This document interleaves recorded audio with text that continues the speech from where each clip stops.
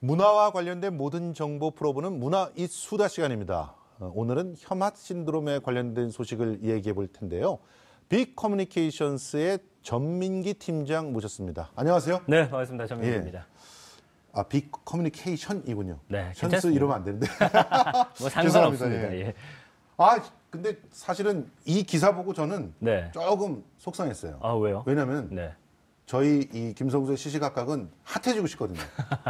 정말 핫해지고 싶어요. 네네. 그런데 아니 얼마나 그 오만하길래 혐핫을 얘기하는 그런 사람들이 있을까? 네네. 아, 이거 도대체 무슨 일일까?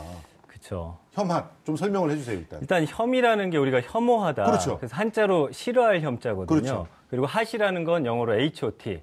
뭐 뜨겁다, 인기 있다라는 그렇죠. 뜻인데 예. 워낙 인기 있는 장소가 지나치게 인기를 끌다 보니까 사람들이 많이 몰리게 되겠죠. 그렇죠. 여기에 대한 어떤 반대급부라고 할까요? 이제 여기서 피로감을 느끼는 사람들이 나타나면서 이런 혐한 신드롬이라는 신조어가 생겨나게 된 겁니다. 아니 사실 보니까 진짜 뭐 그 생활의 달인 이런 프로그램에 나왔던 음식점들은 네. 그 주인이 잠도 못 자고 막 음식을 만들어도 그냥 욕을 먹는 상황이 벌어지니까 맞아요. 그런 데는 혐할 만하다는 생각이 들기도 하는데 네네. 그래서 그런지 뭐 가게 내부 사진 찍는 거 금지, 뭐 음식 사진 찍으면 퇴장, 뭐 이런 데들이 늘어난다면서요. 그러니까 우리나라만의 문제는 아닌 것 같고요. 예. 전 세계적으로 지금 이런 공간들이 늘고 있다라는 건데 예. 예를 들면 이제 아일랜드 더블린의 한 유명 호텔 겸 카페가 있습니다. 예. 이제 여기 사장 이름이 폴 스탠슨이라는 사람인데 예.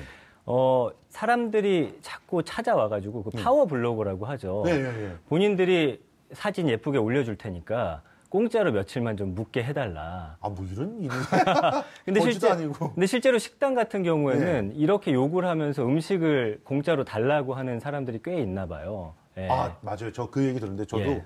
김포로 이사 간 다음에 거기에 있는 유명 커뮤니티가 있거든요. 네네. 여기 커뮤니티한테 잘 보이지 않으면 가게가 망할 수도 있다. 이런 얘기 들었어요. 맞습니다. 예. 그러니까 이 사람이 차라리 그럴 거면 일할 시간 있으면 나가서 일해서 그 돈 벌어가지고 여기서 묵어라. 이렇게 이제 자신의 페이스북에다 올렸는데 예. 굉장한 이 반향을 일으킨 겁니다. 예. 그러면서 힘내라는 어떤 이메일 같은 경우도 수천 통을 받았을 정도로 예. 그러면서 이제 전 세계적으로 이슈가 된 거죠. 예. 네. 아니 그런데 사실은 요즘에는 이렇게 너무 많이 알려진 것보다 도시 탐험가라고 하는 그런 사람들도 나타났잖아요. 그래서 그렇죠. 자기만이 알고 있는 그런 새로운 집들 찾아다니는 사람도 꽤 많은데 네. 그러니까 그냥 유명하다고만 해서 좋아하지는 않잖아요. 그러니까 최근 한 몇 년 동안은 핫한 곳에 대한 어떤 열망이 굉장히 뜨거웠습니다. 그래서 예. 핫플레이스라고 하면 꼭 가봐야 되고 예. 정말 이게 인기 있는 음식이다 하면 나도 꼭 가서 먹어봐야 되고 예. 또 사진으로 남겨서 SNS에 올려야 되고 그러니까 사람들이 왜 이런 거를 좋아하게 됐는가를 우리가 좀 생각을 해봐야 되는데 예.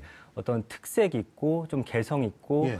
그리고 독특한 것에 대한 열망이 우리가 있었던 거죠. 그렇죠. 그러니까 사회 안에서는 우리가 어떻게 보면 대한민국 사회가 어떤 집단 안에 있는 나로서 좀 많이 활동을 하고 있잖아요. 예. 그 안에서 내가 좀 드러났으면 좋겠다. 이런 열망들이 결국에는 이런 음식점이라든지 남들이 가보지 않은 장소를 사진으로 올림으로 인해서 약간 채워졌던 거예요. 예. 그리고 사람들이 야 여기 어디야? 되게 좋던데? 이런 말을 들었을 때 어떤 만족감이 있었거든요. 예. 근데 이런 것이 워낙 늘어나다 보니까 계속 다녀봐도 어떤 허망함은 계속해서 이어진다라는 거거든요. 그러니까 나의 고유성 확보에 어려움이 있다라는 식의 어떤 반성적인 성찰이 이런 식으로 좀 드러나고 있다. 아, 이 역설적이네요. 예, 그렇습니다. 그러니까 예전에는 이제 그 대한민국이라고 하는 사회가 너무 이렇게 좀 획일주의적인 사회니까 그렇죠. 나만의 개성을 찾아가지고 SNS에 올리고 이랬던 건데 너도 나도 다 찾다 보니까 오히려 다 똑같아져 버렸더라. 맞습니다. 이게 SNS가 만들어내는 어떤 폐해가 아닐까 생각이 드는데. 맞아요. 그리고 해외여행 가더라도 사실 여행의 목적이 쉬기 위해서인데 그렇죠. 어디 맛있다. 꼭 가봐야 할 장소들. 그러니까 우리가 거기를 찾아다니는데 혈안이 되다 보니까 예. 오히려 휴가인데도 피로함을 느끼게 된 사람들이 더 많아졌다. 아, 저 그런 경험이 있어요. 예. 제주도에 그 가족이 한번 갔었는데 네. 제가 이제 이 맛집과 이 명소에는 꼭 가야 되겠다라고 계획을 짜다 보니까 세상에 매일매일 그냥 차 안에 있는 거예요. 차만 몰고 다니는 거예요. 맞습니다. 아, 참 그래서 굉장히 피곤했던 것 같은데. 자, 이렇게 눈앞에 유행을 막 따라서 소비하는 문화만 지속된다. 그러면 어떻게 될까요, 우리 삶이?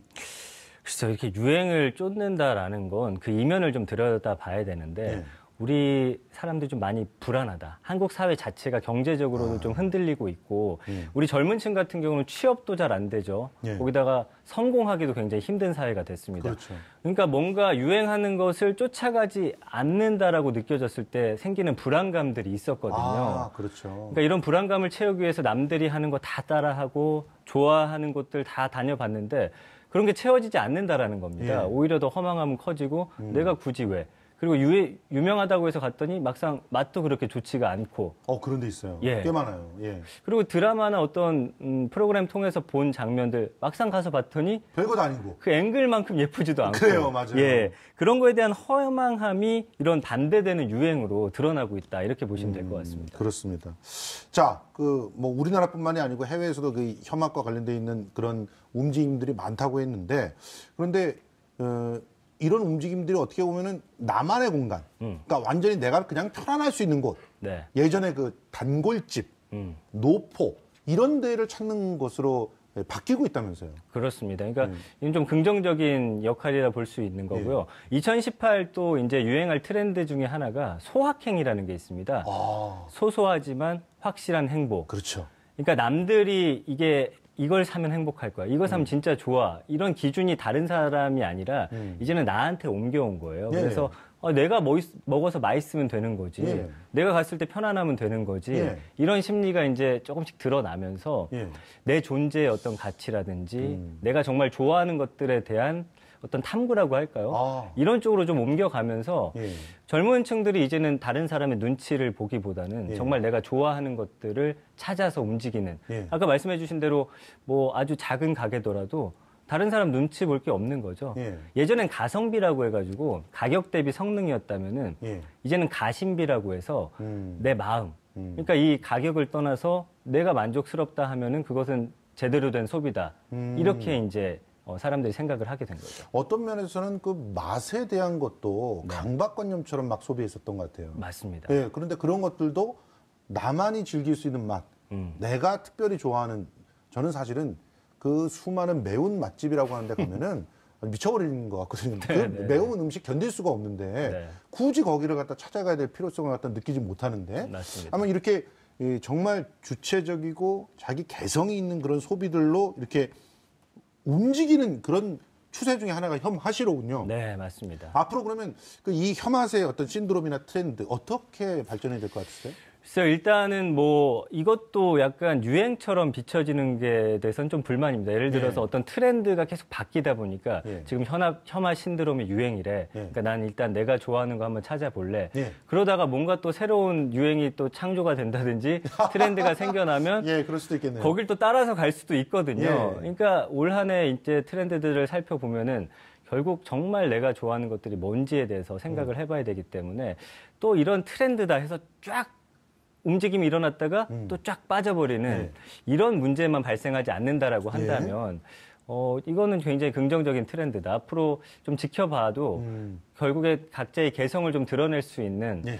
그런 긍정적인 역할을 하지 않을까 이렇게 내다보고 있습니다. 알겠습니다. 오늘 시청자 여러분 소확행 그리고 혐핫 기억해 두셔야 할 만한 트렌드라는 거 전민기 팀장과 더불어서 알아봤습니다. 오늘 고생 많으셨습니다. 감사합니다. 예.